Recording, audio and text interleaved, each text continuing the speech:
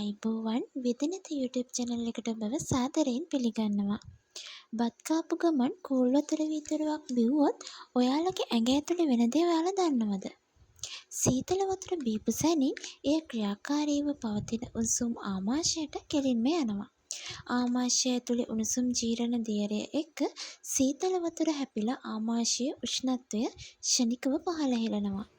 මේ සීතල ප්‍රතිචාර දක්වන ආමාශයේ මාංශ පේශීන් මදක් තද වෙනවා. ඒ සමගම ආහාර ජීර්ණයට උදව් වන එන්සයිම වල ක්‍රියාකාරීත්වය අඩාල වෙනවා. සීතල නිසා අප ගන්න ආහාරවල තියෙන මේදය ඝන වෙනවා වගේම ජීර්ණ ක්‍රියාවලිය ඉතාමත් මන්දගාමී කරනවා. ආමාශය හා බඩවැල් අතර ඇති සිදුවන පණිවිඩ හුවමාරුවද දුර්වල වෙනවා. සීතල නිසා රුධිර නාල හැකිලිලා ජීරණ පද්ධතියට ලැබෙන රුධිර සැපයුම අඩු කරනවා.